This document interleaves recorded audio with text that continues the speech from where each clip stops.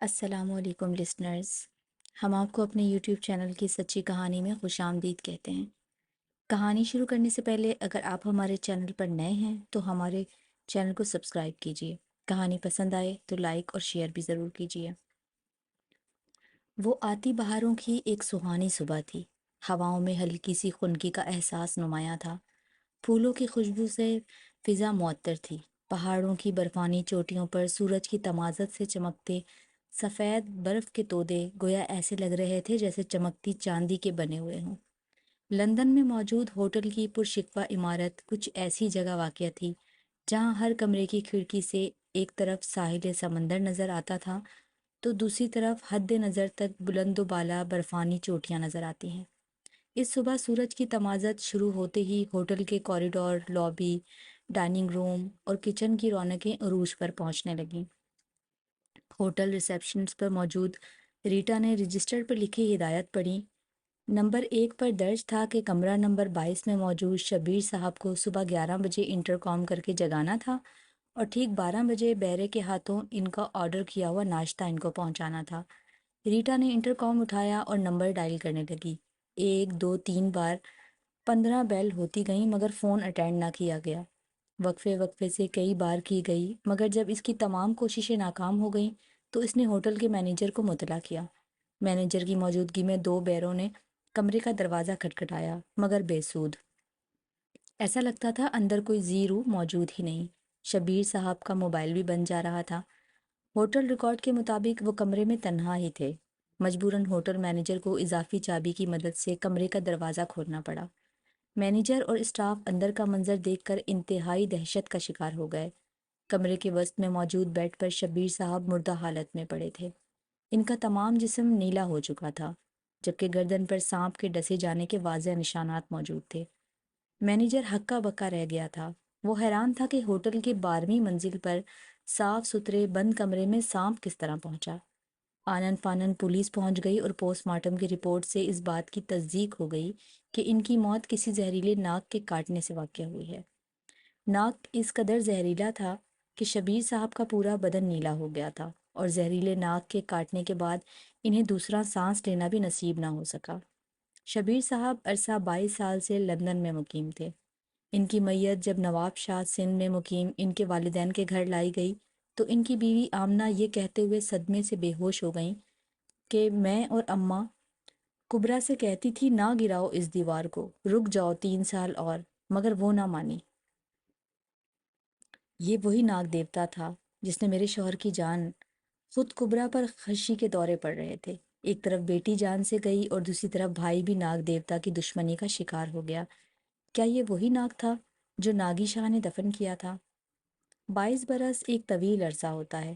کبرا آمنہ کی نند تھی جو ویران نظروں سے تابوت کی طرف نظر آتے بھائی کے نیلے چہرے کو تک رہی تھی، جبکہ ان کے ذہن کے پردے پر 22 سال پہلے ماضی کے ان شب و روز کی سلائڈ چل رہی تھیں جب ان کی اپنی بیٹی مہوش 22 سالہ الہڑ دوشیزہ تھی اور وہ سب اپنے دادا کی بوسیدہ قدیم حویلی میں رہتے تھے جس کے ایک حصے کو منہدم کروا کر چند ماہ قبل ہی انہوں نے جدید طرز پر گھر تعمیر کروایا تھا، اور اس انہدام کے دوران نند اور بھاوج کے دونوں پورشنز کے درمیان موجود وہ دیوار بھی گرا دی گئی تھی جس کی جڑ میں ناگی شاہ نے ناگ دیوتا کو دفن کیا تھا۔ کیا ان کے بھائی کو ڈسنے والا ناگ وہی تھا جو 22 برس پہلے یہاں دفنایا گیا تھا؟ مہوش کی خوبصورتی مثالی تھی۔ پورے خاندان میں اس جیسی کوئی اور لڑکی نہ تھی۔ ستواں ناک، نازک بدن، نیلی جھیل سے سی گہری آنکھیں، رنگ ایسا جیسے چمکتی ہوئی چاندی، اور سونے پر سہاگا کمر سے نیچے لٹکتے سیاہ گھنے بال۔ ایک شام جو وہ نہا کر صحن میں بیٹھی بال سکھا رہی تھی، 2 وقت مل رہے تھے۔ آمنہ مومانی نے آواز لگائی، مہوش اندر آ جاؤ بیٹا، جب 2 وقت ملتے ہیں تو تمام روحیں، آسیب اور بلائیں اپنے ٹھکانوں پر واپس جا رہی ہوتی ہیں۔ راستے میں کوئی خوبصورت بشر نظر آ جائے تو وہ ان کا دل اس پر آ جاتا ہے اور پھر وہ کہیں کا نہیں رہتا۔ مہوش اندر آ گئی۔ اندر آتے ہوئے پھوپھو نے دیکھا وہ عجیب لڑکھڑاتی سی چال چل رہی تھی۔ اس کے گھنے سیاہ بال ماتھے سے لٹک کر پورے چہرے پر پھیل رہے تھے۔ اندر آ کر وہ سو گئی۔ صبح جب بیدار ہوئی تو اس کی سرخ انگارہ ہوتی آنکھیں دیکھ کر سبھی پریشان ہو گئے۔ خود مہوش بھی بے چین تھی۔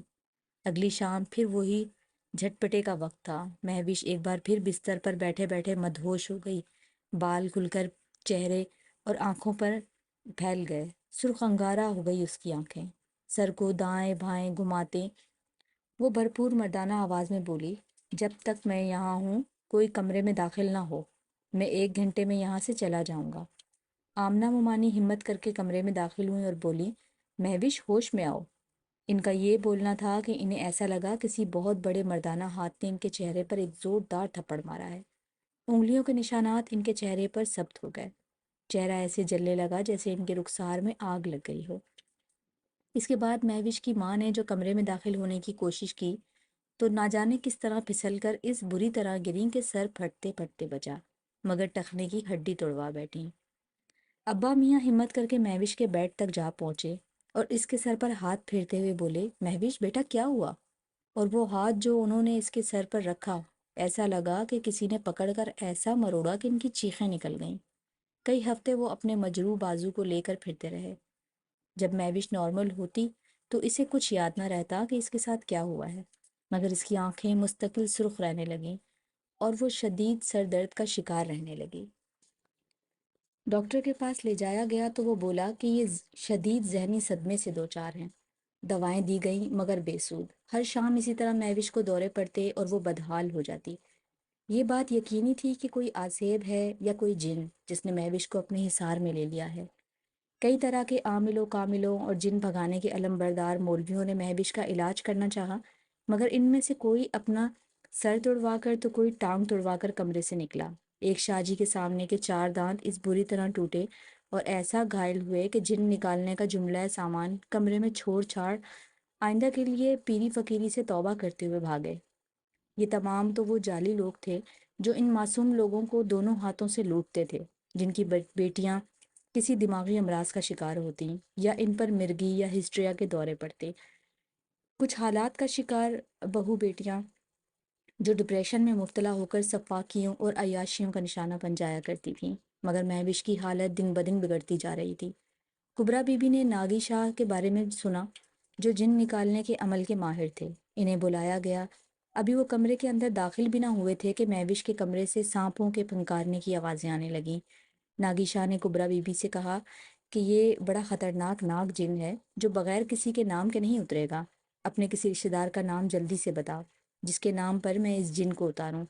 کبرا بی بی نے جو کہ مہوش کی حالت کی وجہ سے از حد پریشان تھیں اور پھر انہیں یہ یقین بھی نہ تھا کہ یہ ناگی شاہ بھی مہوش پر سے جن کو اتار سکے گا یا نہیں۔ انہیں لگ رہا تھا مہوش پر ناگ جن عاشق ہے، جبکہ انہوں نے ناگی شاہ کو ابھی تک یہ بات نہیں بتائی تھی کہ مہوش کے کمرے، الماری، حتیٰ کہ بیڈ کے اطراف سے انہیں بھی اکثر نادیدہ ناگوں کے پھنکارنے اور سانس لینے کی آوازیں آتی رہتی ہیں۔ مہوش کے حسین گھنے اور کالے بالوں پر انہیں کئی بار چھوٹے باریک سانپ لہراتے ہوئے دکھائی دیتے تو وہ ڈر کر پیچھے ہٹ جایا کرتی تھی۔ ناگی شاہ نے گلے میں ایک بل کھاتا سانپ لٹکایا ہوا تھا، جبکہ ایک سانپ کی گردن ہاتھ میں پکڑے تھا جس کا دھڑ اس کے بازوں پر لپٹا ہوا تھا۔ اے عورت جلدی بتا، تیری لڑکی پر عاشق جن کس کے نام پر اتارا جائے؟ شبیر احمد عثمانی۔ کبرا بی بی نے جلدی سے اپنے بھائی کا نام لے لیا۔ آمنہ بیگم اپنی نند کے منہ سے اپنے خاوند کا نام سن کر دل پکڑ کر بیٹھ گئی۔ ناگی شاہ دھاڑے، جلدی سے 2 مٹی کی کوری ہانڈیاں منگواؤ اور 2 کلو دودھ بھی منگواؤ۔ سامان منگوایا گیا اور ناگی شاہ مہوش کے کمرے میں داخل ہو گئے۔ کھلے دروازے سے سب نے دیکھا کہ مہوش ناگی شاہ کے بین کی لے پر بالوں کو لہرا رہی تھی۔ کھڑکی سے ایک ناگ کمرے میں داخل ہوا اور مہوش کے گرد چکر لگاتا رہا۔ ناگی شاہ کی بین کی دھن تیز سے تیز تر ہوتی گئی۔ پھر وہ ناگ دودھ سے بھری کوری مٹی کی ہانڈی کے اندر منہ ڈال کر دودھ پینے لگا۔ دودھ کے ختم ہوتے ہی وہ اس بڑی مٹی کی ہانڈی کے اندر کنڈلی مار کر بیٹھ گیا۔ اس کا سر ہانڈی سے باہر تھا۔ ناگی شاہ نے دوسری کوری مٹی کی ہانڈی سے اسے ڈھانک دیا۔ اس دوران مہوش بے ہوش ہو چکی تھی۔ بعد ازاں ناگی شاہ نے اس دوہری بند ہانڈی کو حویلی کے دونوں پورشنز کے درمیان کی دیوار کی جڑ کو کھود کر دفن کر دیا اور کہا، یہ خطرناک ناگ دیوتا تھا جو تمہاری بیٹی پر عاشق ہو گیا تھا۔ میں نے اسے ہانڈی میں بند کر کے تمہارے بھائی شبیر احمد عثمانی کے نام سے اتار کر بند کر دیا ہے۔ اس ناگ دیوتا کی عمر 25 سال باقی ہے۔ 25 سال بعد یہ مر جائے گا، فنا ہو جائے گا، اور اگر 25 سال سے پہلے یہ ہانڈی کسی نے نکالی یا کسی وجہ سے خود نکل گئی تو ناگ دیوتا نکل کر شبیر احمد عثمانی کو ڈس لے گا اور وہ مر جائے گا۔ میں نے یہ ناگ دیوتا شبیر احمد عثمانی کے نام موت کے پروانے کے طور پر نکالا ہے۔ جب تک یہ مدفون ہے شبیر احمد عثمانی محفوظ ہیں۔ ہانڈی سے نکلتے ہی وہ ناگ شبیر احمد عثمانی کے خون کی بو سونگھتا ہوا اس تک پہنچ جائے گا اور مار ڈالے گا، چاہے وہ دنیا کے کسی کنارے جا بسے۔ بہرحال اس وقت تو بات آئی گئی ہو گئی۔ مہوش جو کہ بیڈ پر بے ہوش پڑی تھی، ماں کے چہرے پر پانی ڈالنے سے ہوش میں آ گئی۔ کچھ دن کمزور رہی، پھر تندرست ہو گئی۔ دن موتی بن بن کر وقت کے تھال میں گرتے رہے۔ اس واقعے کو 7 برس بیت گئے۔ مہوش 27 برس کی ہو گئی۔ رشتے تو بہت آئے مگر کہیں بات نہ بنی۔ خوبصورتی میں اعلیٰ مثال تو تھی، مگر تمام آنے والوں کے کان میں کہیں نہ کہیں سے آسیب والی بات پڑ ہی جاتی، جسے سن کر وہ لوگ بھاگ جاتے۔ خدا کی کرنی ایسی ہوئی کہ خاندان کی کسی شادی میں عمر بن عبدالعزیز کی نظر جو مہوش پر پڑی تو دل دے بیٹھے۔ شہر سے دوست کی شادی میں گاؤں آئے تھے۔ نواب شاہ کی دوشیزہ کی نیلی آنکھوں کے اسیر ہو گئے۔ رشتہ مانگا، بات آگے بڑھی۔ مہوش کی ماں تو جیسے تیار ہی بیٹھی تھی۔ گاؤں کے ماحول میں 27 سال کی لڑکی کا بوجھ 100 من کا ہو جاتا ہے، اوپر سے ماضی کا آسیب پیچھا نہیں چھوڑ رہا تھا۔ عمر چونکہ آزاد خیال شہری ماحول کا پروردہ لڑکا تھا، اس نے آسیب واسیب اور جنوں ناگوں کی کہانیوں کی پرواہ نہ کرتے ہوئے مہوش کو شریک سفر بنا کر ہی دم لیا۔ سہاگ رات اپنی دلہن کے ہاتھوں کو تھام کر انگوٹھی پہناتے ہوئے اسے ایسا لگا جیسے آس پاس بہت سے ناگ سرسرا رہے ہوں۔ سر جھٹک کر اس نے اس احساس سے پیچھا چھڑانے کی کوشش کی۔ مہوش اتنی خوبصورت، نازک اور حسین تھی کہ عمر تو شوہر سے زیادہ اس کا عاشق بن گیا تھا۔ شادی کے بعد وہ لوگ ہنی مون منانے مری، نتھیا گلی، بھوربن کے اساروں کی طرف روانہ ہو گئے۔ ہر بار جب وہ اپنی شریک حیات کے لمس کو محسوس کرتا تو اسے ایسا لگتا آس پاس بہت سے ناگ پھنکار رہے ہوں، سرسرا رہے ہوں یا کنڈلی مارے بیٹھے ہوں، مگر آج تک کبھی اسے کسی سانپ نے نقصان نہیں پہنچایا۔ وہ سر جھٹک کر اپنے اس خیال سے چھٹکارا پانے کی کوشش کرتا، جس سے محبت ہو جائے بلکہ عشق ہو جائے، اور وہ بنا کسی مسئلے کے شریک سفر بھی بن جائے تو زندگی کا سفر حسین ہی نہیں، حسین تر ہو جاتا ہے۔ شاہراہ زندگی پر ساتھ چلتے چلتے 1 سال گزر گیا، اور ہر گزرتے دن کے ساتھ عمر کی مہوش کے لیے دیوانگی بڑھتی ہی چلی گئی۔ 1 سال گزرنے کے باوجود اسے ایسا لگتا جیسے ابھی ان کا ہنی مون پیریڈ ہی چل رہا ہے۔ کالے ریشمی سلکی گھنے اور لمبے بال جب لہرا کر مہوش کی کمر پر پھسلتے تو عمر کو ایسا لگتا جیسے کوئی ناگ کنڈلی مار کر بیٹھا ہوا اور لہرا کر چل رہا ہو۔ مہوش کے ریشمی بالوں سے اٹھتی مدہوش کر دینے والی خوشبو عمر کو دیوانہ کر دیتی۔ اس دن تو عمر سچ مچ دیوانہ ہی ہو گیا جب ڈاکٹر نے اسے وہ خبر سنائی جس کو سننے کے لیے ہر شادی شدہ جوڑا بے چین رہتا ہے، یعنی باپ کے عہدے پر فائز ہونے کی نوید۔ ہاتھوں کا چھالا تو اس نے مہوش کو پہلے ہی بنا کر رکھا تھا، اب تو اس کا بس نہیں چلتا تھا کہ اسے زمین پر قدم نہ رکھنے دے۔ ویسے اس حالت میں کئی لڑکیوں پر روپ بڑھ جاتا ہے تو کئی بالکل بے رونق نظر آتی ہیں۔ مہوش تو پہلے ہی خوبصورت اور حسین تھی، اب جو مامتا کا الوہی روپ چڑھا تو حسن دو آتشہ ہو گیا۔ نیلی جھیل جیسی گہری آنکھیں مزید حسین ہوتی چلی گئیں، اور عمر شوہر سے زیادہ عاشق اور عاشق سے مجنوں بنتا چلا گیا۔ جیسے جیسے ڈیلیوری کا وقت قریب آتا جا رہا تھا عمر کی وحشت بڑھتی جا رہی تھی۔ اس کی ساس کبرا بیگم کہتی، بیٹا ہر شادی شدہ جوڑے پر یہ وقت آتا ہے، تم تو کچھ زیادہ ہی دیوانے ہوتے جا رہے ہو۔ زندگی بہت پرسکون تھی، سب لوگ 8 سال پرانے واقعے کو یکسر بھلا بیٹھے تھے۔ ایک رات پچھلے پہر مہوش بے چین ہوئی تو عمر اسے شہر کے بہترین اسپتال لے گیا جہاں وہ ریگولر چیک اپ کرانے جاتے تھے۔ سب کچھ نارمل تھا، نرسیں اسے لے کر آپریشن تھیٹر میں داخل ہوئیں۔ عمر اکیلا باہر کھڑا رہ گیا، بس 30 منٹ لگے جب عمر کی دنیا لٹ گئی۔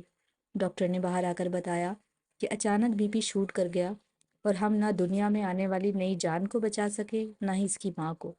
Very sorry. عمر کو تو جیسے پیروں کے نیچے سے زمین ہی نکل گئی۔ ابھی تو وہ مسکراتے ہوئے اندر گئی تھی، ایسا کیا ہو گیا؟ اس نے اپنا سر دیوار پر دے مارا، لہو اس کے ماتھے سے ہوتا ہوا آنکھوں میں داخل ہو گیا۔ گرم گرم لہو چہرے پر ایسے بہہ رہا تھا جیسے لہراتے ہوئے سانپ ہوں۔ عمر ہوش و فرد سے ایسا بیگانہ ہوا کہ اسے آخر کار چند سالوں بعد پاگل خانے میں ایڈمٹ کرانا پڑا، جہاں وہ ہر وقت سانپ سانپ، ناگن اور انتقام جیسے الفاظ بول کر چلاتا رہتا۔ وقت نے مرہم لگایا، کبرا بیگم نے بیٹے کی شادی کرنے کی ٹھانی۔ بھائی اور بھاوج آمنہ تو سالوں پہلے 7 سمندر پار جا بسے تھے، گھر خالی ہی پڑا تھا۔ انہوں نے سوچا بیٹے کی شادی کرتی ہوں گھر کو منہدم کروا کے نئے سرے سے تعمیر کروایا جائے۔ ان کی اماں نے لاکھ منع کیا، دیوار نہ گراؤ، یہاں ناگ مدفون ہے، مگر آمنہ کے بیٹے نے ایک بات نہیں سنی۔ وقت کی گرد نے تمام گزرے حالات و واقعات کو دھن میں لپیٹ دیا۔ 22 طویل سالوں میں سب بھول گئے تھے دیوار کی جڑ میں مدفون ہانڈی میں کبرا کے بھائی کی موت کا پروانہ دفن ہے۔ ان کی بھاوج نے منع بھی کیا، مگر نند کے بیٹے کو اس فرسودہ اور افسانوی باتوں پر کوئی اعتبار نہ تھا۔ بیٹا 3 سال اور رک جاؤ، اماں نے بہت سمجھایا۔ اماں آپ نہ جانے کون سے زمانے کی باتیں کر رہی ہیں، 22 برسوں میں تو وہ ناگ اور ہانڈی سب مٹی میں مل گئے ہوں گے، مر کھپ گئے ہوں گے۔ اماں بولی، نہ بیٹا، وہ ناگی شاہ بہت پہنچے ہوئے تھے، انہوں نے ناگ دیوتا کو نکال تو دیا مگر مہوش کو موت سے نہ بچا سکے۔ مگر ان کا ذہانہ سوچ کے ایک نہ سنی گئی اور کہا کہ ماموں تو ایک عرصے سے لندن میں مقیم ہے، اور کیا وہ ناگ نواب شاہ سے دیوار سے نکل کر 7 سمندر پار لندن پہنچ جائے گا؟ ہنستے ہوئے اس نے اماں کو سمجھایا۔ کھدائی شروع ہو گئی، پرانی بوسیدہ عمارت کی جگہ نئی جدید عمارت وجود میں آ گئی۔ کچھ بھی نہ ہوا، اب تو ماموں بھانجے کی شادی میں شرکت کرنے کے لیے آنے والے تھے کہ اطلاع آئی کہ وہ لندن کے ہوٹل میں کمرے میں مردہ پائے گئے ہیں۔ لگتا تھا کہ ان کو کسی ناگ نے ڈسا ہے۔ پوسٹ مارٹم رپورٹ بھی یہی کہتی تھی۔ کبرا بیگم تابوت میں موجود بھائی کا نیلا چہرہ دیکھ دیکھ کر پھوٹ پھوٹ کر رو رہی تھی۔ کاش کہ وہ اپنے بیٹے کو منع کر دیتی، 3 سال اور رک جاؤ، مت ڈھاؤ دیوار کو۔ مگر جو ہونا تھا ہو چکا تھا۔ کبرا بی بی کے دماغ میں کئی سوالات جنم لے رہے تھے۔ کیا واقعی یہ وہی ناگ تھا جو دیوار کی جڑ میں 22 سال تک مدفون رہا؟ کیا یہ وہی ناگ تھا جو 22 سال پہلے ان کی بیٹی پر عاشق ہوا تھا؟ کیا کوئی مدفون سانپ 7 سمندر کا سفر طے کر کے لندن کے ہوٹل میں بھائی کو ڈس سکتا ہے؟